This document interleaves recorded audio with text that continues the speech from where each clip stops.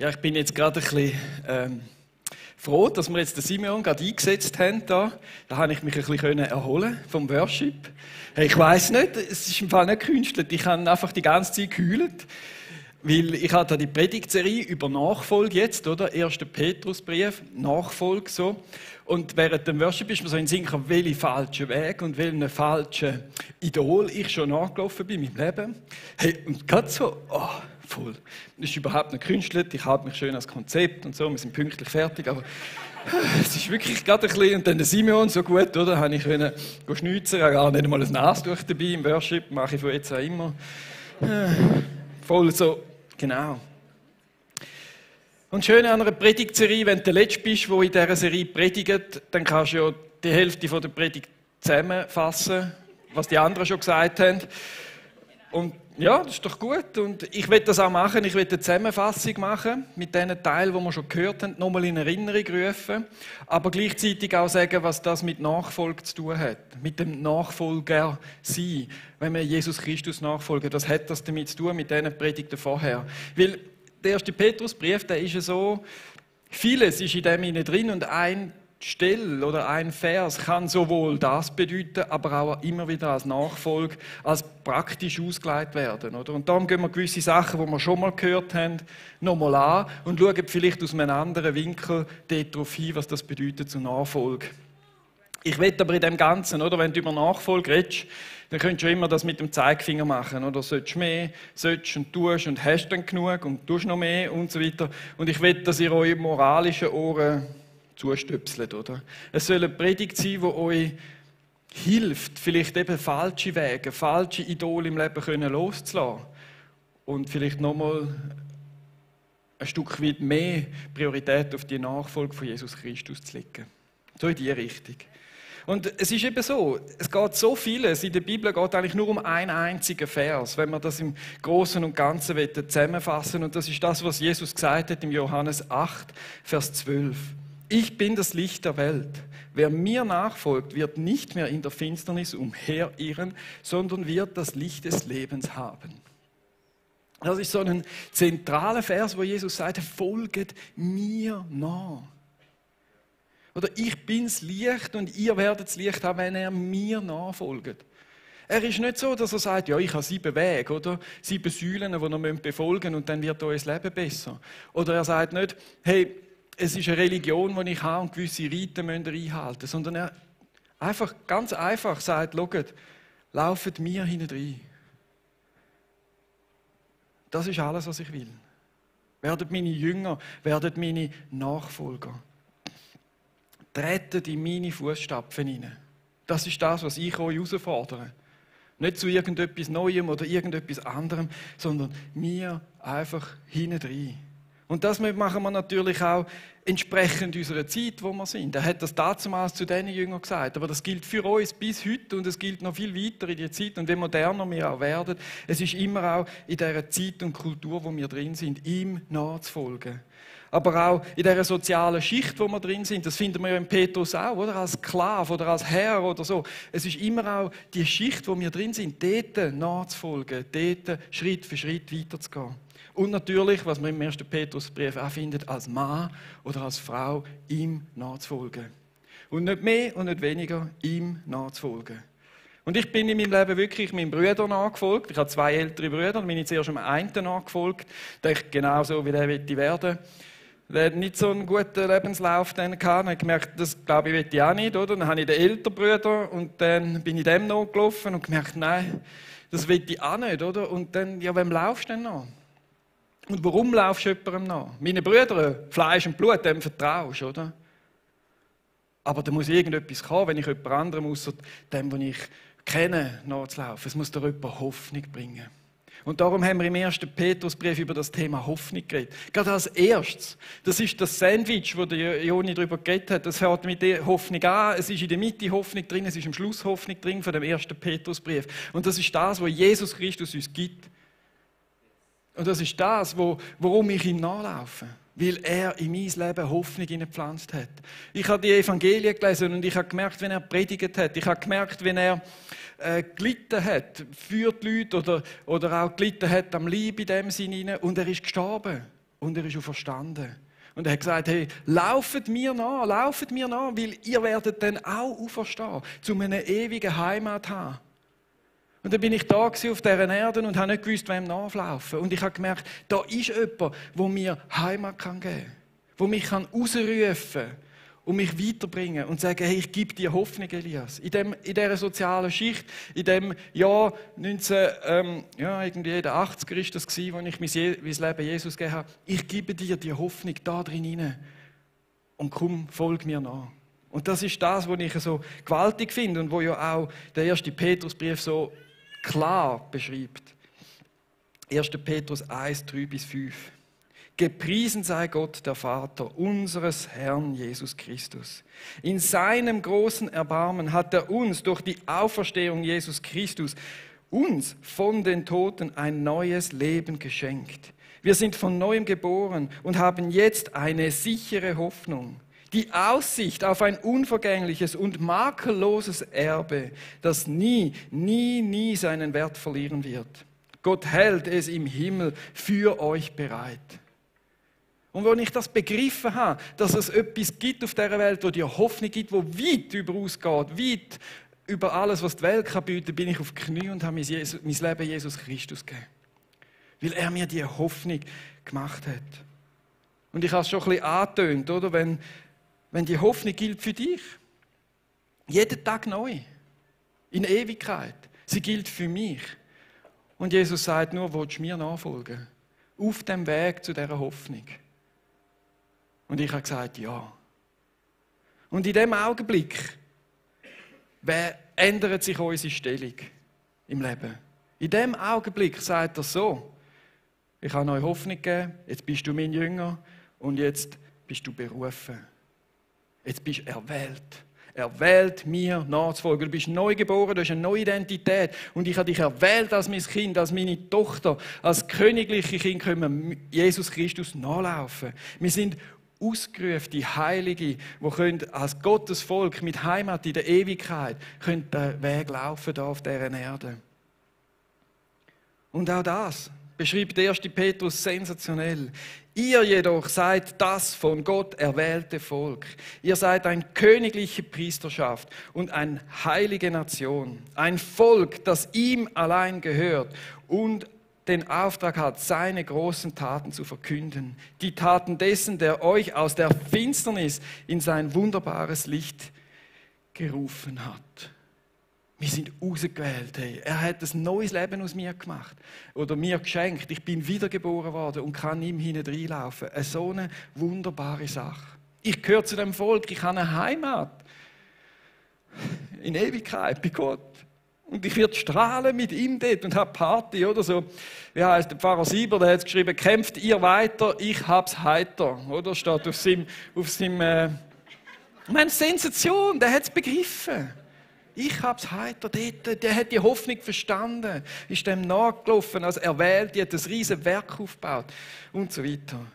Und so, schaut, wir haben die Sachen, die Steffi so gut gebracht, auch vom Mann und Frau. Und so will ich die Erwähltheit noch mal ein bisschen rausstreichen. Ihr Männer sind von Gott, eigentlich in meiner Vorbereitung habe ich gedacht, jetzt lasse ich alle Männer aufstehen. Aber hey, ich verschone euch jetzt. Oder? Aber in eurem Herz steht ihr jetzt da und Gott sagt euch, ihr Männer seid von Gott erwählt, um seine Taten zu verkünden in seiner königlichen, ihr seid königliche Priester, die ein heiliges Leben führen sollen. Ihr sollt als Priester in euren Familien vorausgehen im Glauben, damit eure Familien euch folgen kann. Damit eure Kinder euch als Vorbild nehmen und im Glauben eines Tages Größeres bewirken werden als ihr.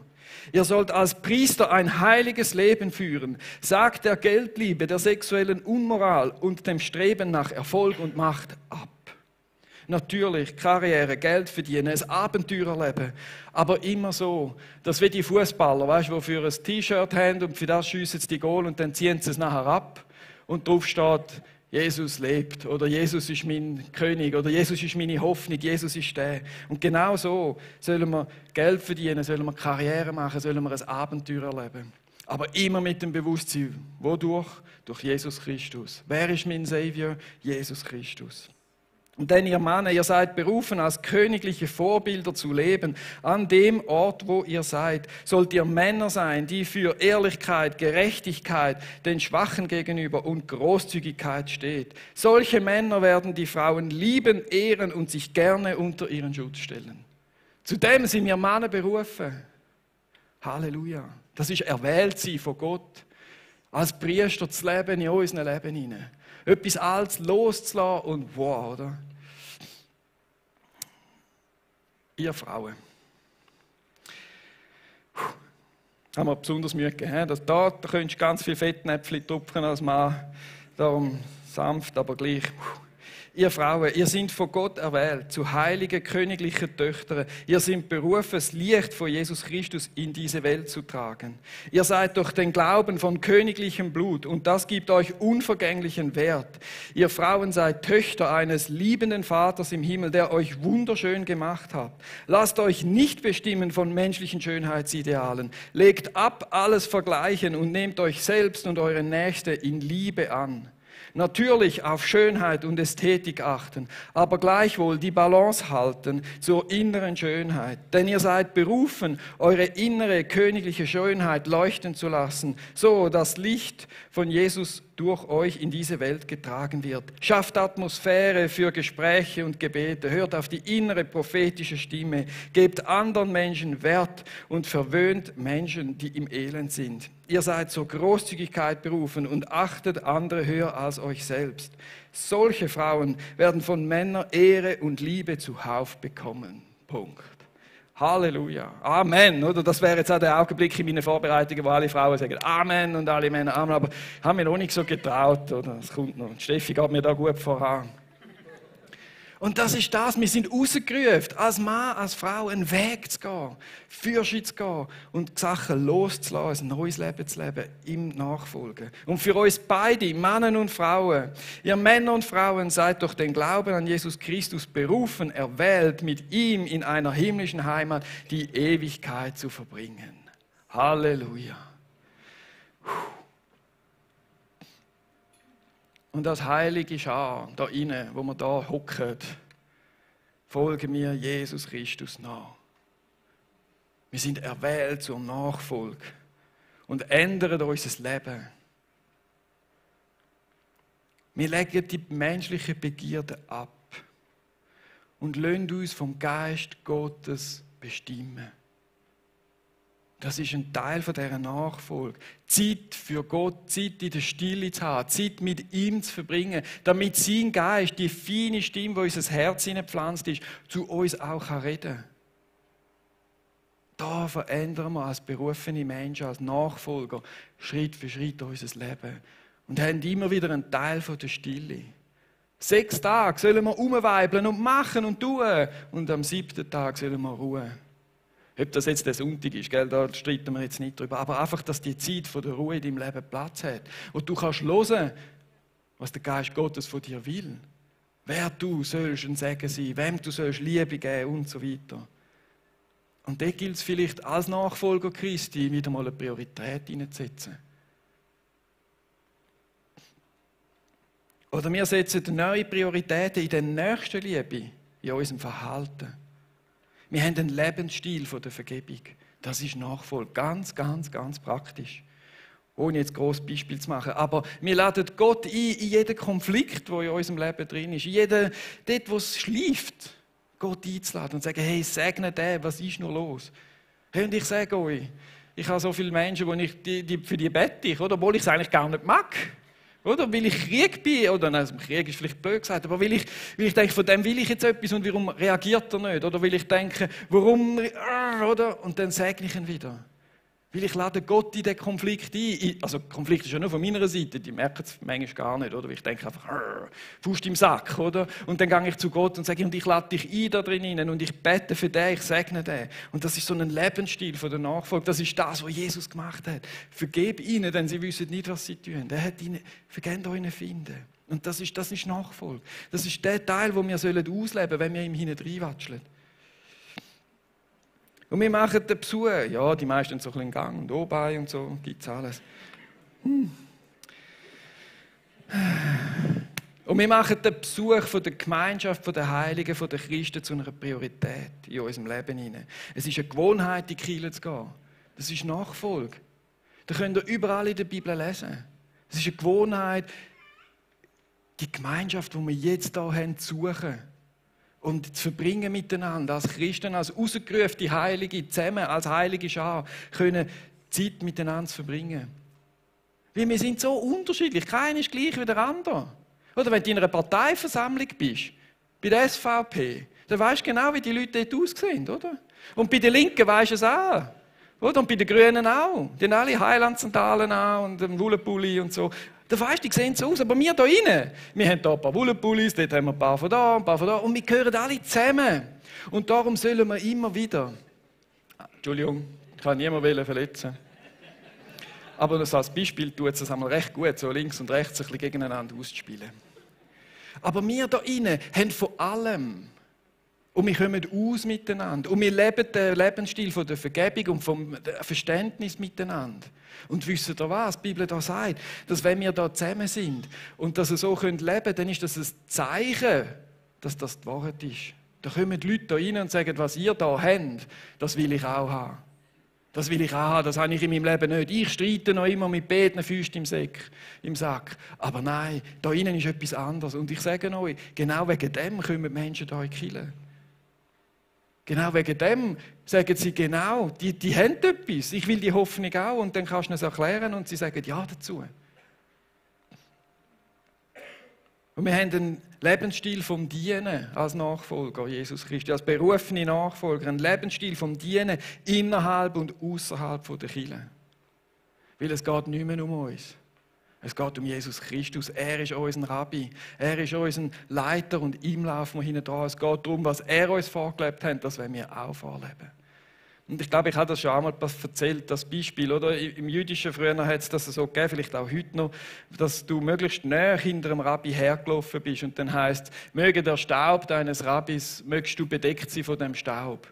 Dass der Staub, wo dein Rabbi, der vor dir geht, aufwirbelt, oder, der soll dich bedecken, weil du so näher hinter ihm her bist. Oder? Und das ist das. Das ist die Nachfolge. Wir singen es ja auch. Dort, wo Jesus hinschaut, schauen wir auch hin. Und da ist es vielleicht wieder mal dran, einfach an die Prioritäten zu setzen. Wieder zu setzen, jawohl, ich setze mehr Priorität in die Gemeinschaft von den Heiligen am Sonntag. Oder ich setze mehr in die Priorität da drin und sage, ich will einen vergebenden Lebensstil haben. Und ich will dienen. Und ich will mich wieder mal zurücknehmen, Prioritäten nicht nur auf mich hineinsetzen. Das ist klare Nachfolge von Jesus Christus. Und das wird uns nicht immer Applaus einbringen. Das wird uns nicht immer Applaus einbringen. Und ich denke, einer von meinen Kollegen denkt, die spinnen die Christen. Echt, das begreife ich jetzt nicht. Was der Elias alles bietet, oder? Jetzt geht er früher nach Hause an den Partys und macht da und so, kommt nicht mehr mit. Jetzt geht er da in den Gottesdienst. Ich weiss nicht, zum Glück, als ich angefangen habe, in den Gottesdienst hineingehen, regelmäßig war das am Dienstagabend, oder? Das ist immer ein Vorteil, da kannst du ja am Samstag gleich so lange wie du willst hinausgehen, am Sonntag ist ja dann am Dienstag gegangen, oder? Aber eigentlich haben die Typen alle gewusst, hey, der Elias, der hat jetzt irgendwie nicht genommen. Der ist jetzt Christ geworden. Und die Leute, die mich kennen aus dem Dörfli, ja, jetzt nicht geschwätzt, ja, der ist jetzt am Beatenberg auf der Bibelschule. Ganz komisch, oder? Und wisst ihr was? Die konsequente Nachfolge, die macht uns zu Fremden auf dieser Erde. Das verstehen viele Leute nicht, wie wir leben. Die verstehen nicht, warum Elias sich nicht aufbügelt zum Chefcoiffeur da in seinem Salon früher, oder? Oder warum, dass ich nicht auch alles so, meine Prioritäten dort hinsetze, nur auf Geld verdienen oder auf schöne Frauen oder auf weiss nicht was, oder? Die können das nicht einordnen und da bin ich fremd. Ich bin fremd in dieser Welt. Und Steffi hat das in der letzten Predigt ja so gut zusammengefasst, dass die Nachfolge, oder, in der Fremde leben heißt, unsere Werte klar zu leben, mit dem Ziel, andere Menschen neugierig zu machen. Wir flüchten nicht aus der Welt, sondern wir leben und prägen mit unseren Werten und machen dadurch einen positiven Unterschied. Die Fragen in ihnen weckt. Das Verurteilen und Nerven wir uns nicht an anderen Religionen oder Meinungen, sondern leben als vorbildliche Christen. Der Satz hast du gesagt, ist fremd sein, voll, okay. Aber der Satz ist eine klare Definition, wie wir Nachfolge leben sollen. Passt wunderbar auch in meine Predigt, darum habe ich ihn geklaut. Oder? Das ist genau das, klar zu leben. Dort, wo wir stehen, ich laufe klar Jesus Christus hinein, macht keinen Kompromiss mehr. Und ich weiss ja, dass wir sind ja alle dort am Kämpfen und am den Weg gehen, oder? Aber wir wollen eigentlich klar nachfolgen. Und das macht uns wieder zu Fremden. Weil wir einfach eine ganz andere Gesinnung haben. Wir haben die Gesinnung vom Heiligen Geist, der in uns wohnt, wo wir auf ihn hören. Und er wird uns einen anderen Weg weisen, als der Geist von dieser Welt uns weist. Und das macht uns zu Fremden. Aber Gott will uns ja genau da in dieser Welt als Fremde, damit wir sein Licht ausstrahlen.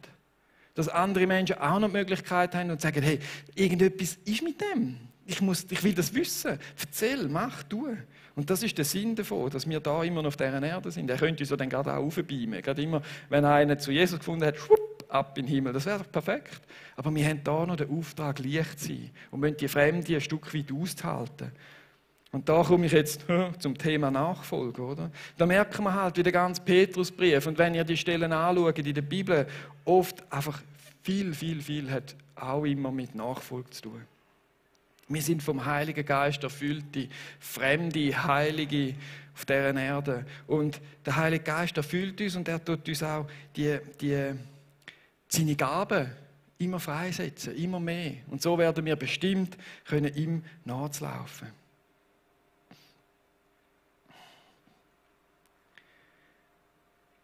Doch das Licht, das wir rausgeben, durch das, dass wir so leben, wie wir leben, das blendet die Welt. Das blendet plötzlich.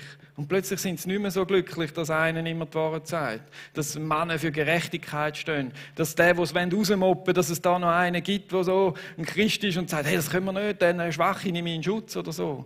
Das haben sie nicht gern. Das geht nicht.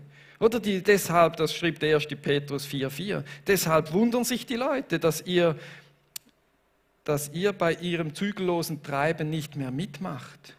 Und sie reden abfällig über euch. Kein Lob.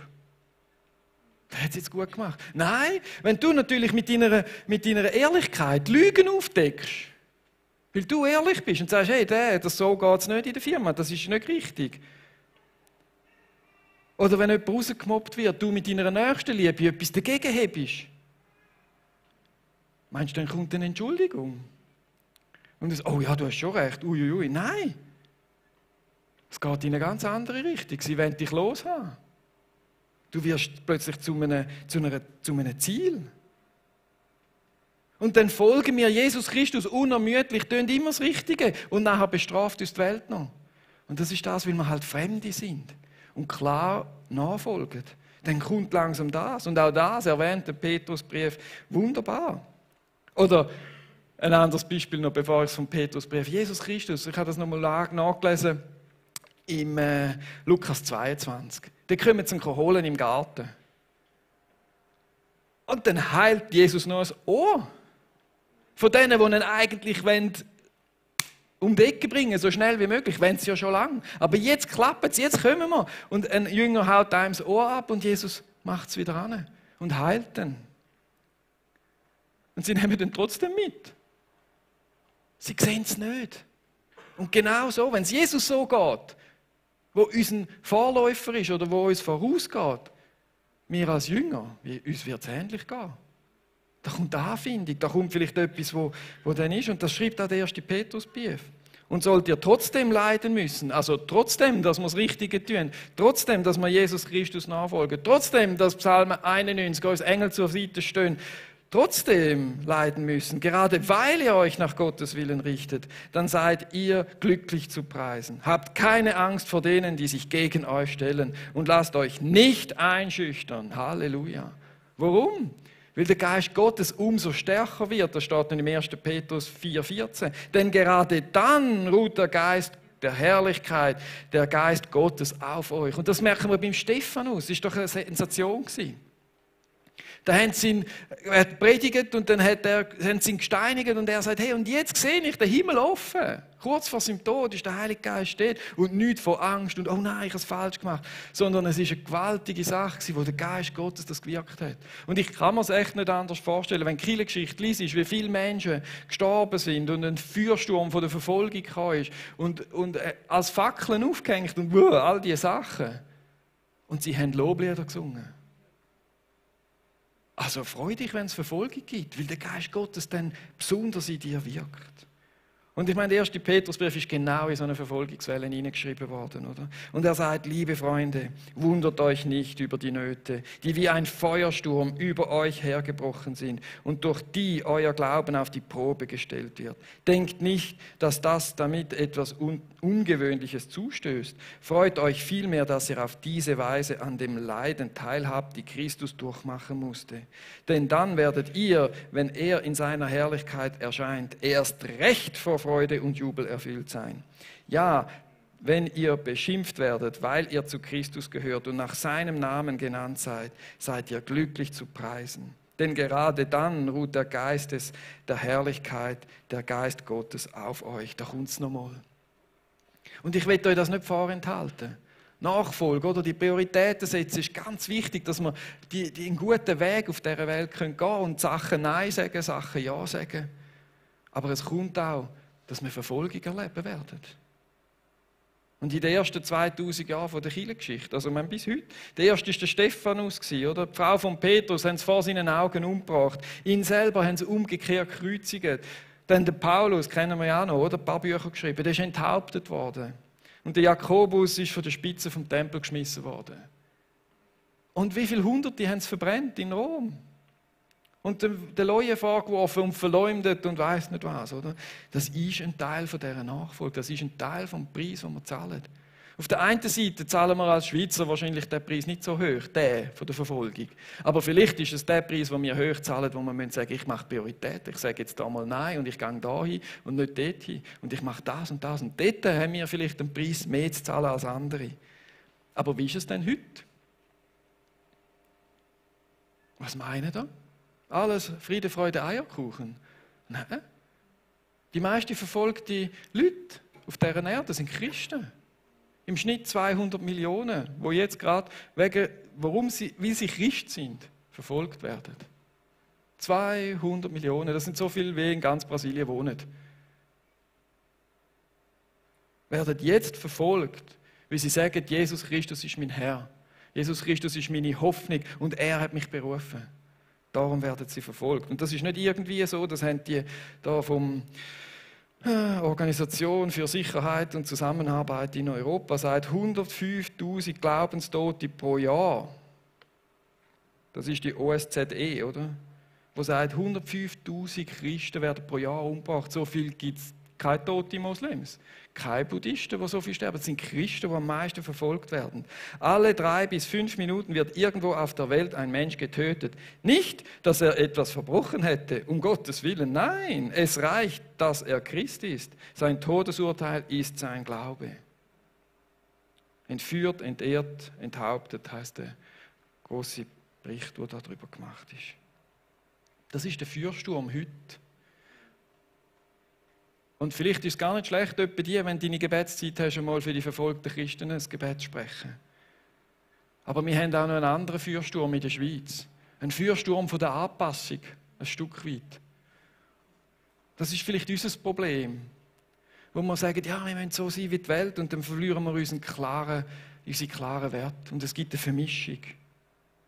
Und unsere Prioritäten werden irgendwo gesteckt, so dass man vielleicht nicht auffällt, oder? Dass uns genau nichts passiert. Wir können uns gut verstecken in der Schweiz. Mit ein bisschen Humanismus und so ist man schnell dabei, auch mit guten Werten und so. Das haben wir schon viel diskutiert. Ja, da gibt es viele Menschen, die haben die gleichen Werte wie ich. Ja, gibt es bestimmt. Aber haben sie Jesus Christus als ihren Herr? Frag sie mal auf das an. Ja, das ist ein bisschen schwierig. Ja, das ist es. Und gleichzeitig sind wir rausgerufen, Licht und Salz in dieser Welt hinein. Ohne Anpassung. Wo wir klar zu unseren Werten stehen. Und wir als Kirche haben einen Weg gewählt, wenn wir das machen wollen. Und der Weg heisst, wir tun den Menschen viel Gutes. Und das ist die eine Hand, die Gutes tut, und das ist die andere Hand, die sagt, warum wir das Gute tun. wie mir Jesus Christus nachfolgt und du es wert bist, dass du etwas Gutes bekommst. Und jemand anderer hat im Fall das gezahlt, was du jetzt bekommen hast. Es war Jesus Christus, der gezahlt hat. Und da haben wir das Coffee Giveaway zum Beispiel. Am Freitagmorgen gehen wir raus, verteilen die Gipfel, haben es vielleicht auch schon gehört, einmal im Monat machen wir das. Aber dort sind wildfremde Frauen, die von den Carmen gesegnet werden, weil sie in ein gutes Gespräch verwickelt wird über ein Gipfel, über einen Kaffee, wo man kann sagen, hey, Gott hat dich lieb und darum verwöhnen wir dich mit dem Gipfel. Was, wirklich? Und ja, hey, wie geht's da? Und dann kommen plötzlich Tränen. Und Carmen kann dort reinbeten, oder? Und das ist das, wenn wir es probieren, aber das ist ja nicht nur Coffee Giveaway, das ist auch Shine Bright Actions, die im Herbst dann wieder kommen, oder? Wo wir rausgehen und genau so Sachen machen. Und sagen, hey, wir geben dir etwas, weil im Fall mir ist so viel geschenkt worden in meinem Leben. Ich bin einer, der Heimat hat und ich will dir mit dem Gutzli zeigen, dass für dich das auch möglich ist. Oder dann Men's Barbecue, wir laden dort Männer ein, wo man ihnen etwas Gutes tut. Und irgendwann fragen dann die schon, was, das ist unser Paro mit dem Sidecutter. Ja, das ist er, oder? Wow, cool, hey, was ist das für eine Kirche? Oder wenn sie den Marcel Mettler hören, über die Quellenhof-Stiftung zu reden, oder? Dann sind die berührt und sagen, hey, da komme ich wieder mal. Und dann gibt es ein Fondue, oder? Und dann kommen sie wieder einmal. Und dann kann man die Leute Schritt für Schritt reinladen. Oder WM-Special, die jetzt dran sind, da ein kleiner Werbeblock, oder? Aber dann können die Leute einladen und ihnen mitnehmen, etwas Gutes zu tun. Und dann ein Stück weit ein bisschen Salz und Licht sind und da weiter zeigen. Aber auch Kids for Music ist genau so gedacht, Familien hineinzuladen. Und den Kindern das Evangelium zu erklären. Und die Mamis trinken da hinten Kaffee und haben den Plausch und denken, ja, das ist noch cool. Die haben gute Werte. Ja, aber es sind nicht nur Werte. Und dann kann man ihnen Schritt für Schritt Jesus Christus vorstellen. Oder unsere Weihnachts- und Ostergottesdienste. Das ist ein Weg, wo wir möchten, den Menschen Gutes tun, in ihr Leben etwas Gutes hineinpflanzen. Und mit der anderen Hand ihnen sagen, hey, schau mal, da gibt es einen Gott, der dich liebt und genau nur wegen dem mache ich das. Also nicht nur wegen dem, aber... Und da ist das, wie wir unterwegs sind, als Nachfolger Jesus Christus. Und als Kirche, wenn wir Möglichkeit schaffen, den Menschen etwas Gutes zu tun. Weil ich habe jetzt eine Challenge für euch. Wir gehen miteinander ins Abendmahl. Wir haben hier das Abendmahl, das mit Becherli ist. Zuerst geht das Brot durchdrehen. Dann haben wir hier ein Abendmahl mit Becherli. Wahrscheinlich ist dann hier ein Kelch, wo du einen Schluck kannst nehmen. Und da werden sie dich segnen oder dir einen Vers mitgeben. Wenn du aber für dich allein willst, sagst, hey, ich muss mit Gott das Abendmahl nehmen, dann kannst du es hier hinein machen. Dort kannst du einfach hingehen, ein Brot nehmen, ein Becherli nehmen und für dich allein das Abendmahl nehmen. Und wir wollen es wie aus zwei Sichten machen heute Morgen. Auf die eine Sicht, zum herausfinden, oder nicht zum herausfinden, sondern zum Danken sagen. Jesus Christus, ich danke dir, dass du mich berufen hast, dass du mir Heimat gibst, dass du mir Hoffnung gibst, dass du gestorben bist für mich am Kreuz. Mit dem Gedanken. Und ein zweiter Gedanke ist noch, mit wem würdest du gerne das Abendmahl nehmen, der jetzt nicht da ist? Ach, Manu. Ich meine, ich habe so an meinen Bruder gedacht. Wie cool wäre es, wenn er mit mir da würde stehen. Wir könnten posten und sagen, jawohl, oder? Aber es ist nicht so. Und ich habe mir wieder gesagt, im Predigt, und ich muss dort wieder anfangen, ihn einzuladen. In ein Barbecue, weil der kommt da wahrscheinlich. Ein cooler Mann dort. Oder an ein Fondue. Vielleicht wünsche ich ihn irgendwo. Oder an einen anderen Anlass, muss nicht einer von uns unbedingt sein, aber das ist das, oder? Und das ist so das, was ich euch herausfordern will. Hey, auch mal zu überlegen, mit wem würde ich gerne das Abendmahl nehmen, der jetzt noch nicht da ist, der die Hoffnung nicht hat, der die Berufung nicht hat. Ja. Wem will ich ein Licht sein durch mein Leben und durch meine Gebete und ja. Und so will ich euch da ein Stück weit herausfordern. Auch mit dem da reinzugehen. Weil Nachfolge hat immer etwas mit Leuchten zu tun.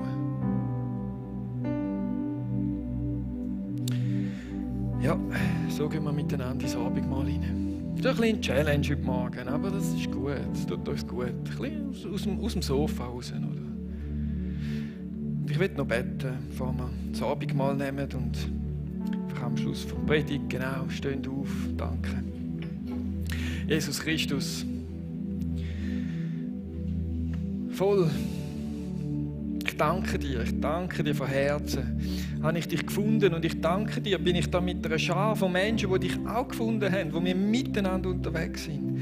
Und ich danke dir, dass wir hinter dir herlaufen als Nachfolger, als deine Jünger. Und ich bitte dich, Geist Gottes, dass du in uns wirkst und redest und uns zeigst, wo dass wir vergeben sollen, wo dass wir dienen sollen, wo dass wir etwas sagen sollen, wo dass wir, ach Herr, etwas loslassen in unserem Leben, das nicht zur Nachfolge von Christi gehört. Ich danke dir, dass wir das immer wieder mit dir diskutieren können. Und Nachfolger sein heisst ja das auch, mit dem Geist immer wieder zu prüfen. So wie die Jünger immer wieder mit Jesus diskutiert haben, so können wir mit der Bibel, aber auch mit dem Geist Gottes in uns diskutieren und mit Fragen an die Bibel hergehen. Und ich danke dir dafür.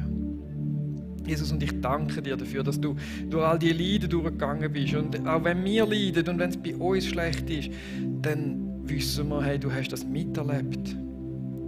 Du weißt, wie es ist, ausgeschlossen und verlassen zu sein. Sogar deine Jünger haben dich verlassen. Und wir können zu dir kommen und sagen, hey Jesus, schau da mal, das ist meine Not, das ist meine Verfolgung, das ist meine...